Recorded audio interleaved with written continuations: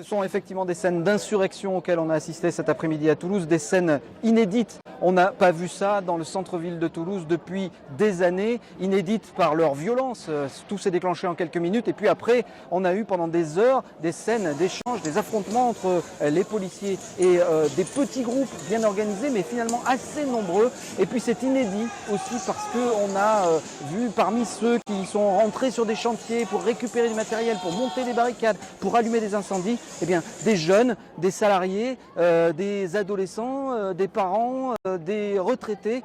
C'était assez inédit, ça aussi. Vers 18h, les policiers ont réussi à reprendre le contrôle de la place Jeanne d'Arc. Pour l'instant, les groupes sont dispersés un petit peu partout en centre-ville. Et puis, il y a cette atmosphère, évidemment, avec beaucoup d'odeurs de gaz lacrymogène.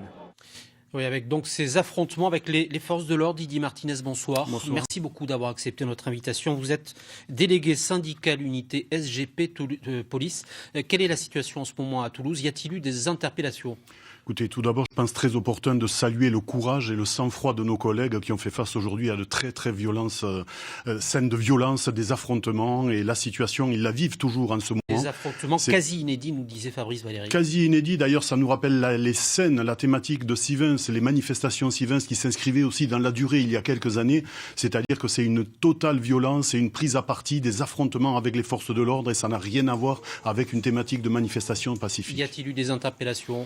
À ma connaissance, pour l'heure, il n'y a pas d'interpellation. Néanmoins, les personnels font ce qu'ils peuvent pour tenter de contenir et ont eu les pires difficultés tout au long de la journée puisque ça s'est inscrit quand même sur plusieurs heures. C'est la première fois qu'on assiste à ces scènes de violence depuis 3 semaines, depuis le mouvement des Gilets jaunes. Qu'est-ce qui a changé? Qu'est-ce qui s'est passé? Quel est le profil de ces individus? Ce qui se passe, c'est qu'on a toujours à Toulouse une sorte de mimétisme par rapport à la situation nationale, et on voit que quel que soit le thème d'une manifestation, la déclinaison toulousaine, s'il y a de la violence, eh bien la violence s'exprime aussi, et à Toulouse, eh bien ça s'apparente aussi à ces mouvements de casseurs qui, dans le dispositif, eh bien s'imprègnent et font tout eux pour venir en découdre avec les forces de l'ordre, pour casser, pour vandaliser et pour passer là le maximum de haine à se défouler face aux forces de l'ordre. Comment faites-vous pour vous organiser depuis 3 semaines? Comment sont les services sous tension?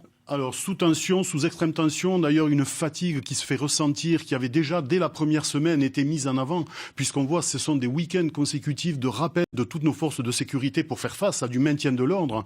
Donc, il faut voir que ces collègues sont toujours les mêmes à revenir sur leur week-end, leur samedi, faire face à ces situations. C'est extrêmement compliqué, difficile à gérer, d'autant qu'on le voit quand ça s'inscrit sur la durée et eu état à l'état de la police nationale depuis plusieurs années, c'est extrêmement difficile pour eux. On sait qu'il y a aussi de la colère dans la police, du ras-le-bol. Comprenez-vous, en tant que délégué syndical, ce mouvement des Gilets jaunes?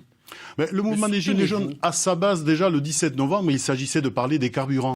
Et il est vrai que nos collègues, les premiers, se voyaient eux aussi concernés par ce phénomène-là. Vous savez, le policier, il ne réside jamais sur le site où il exerce. Il doit habiter ailleurs et plus loin.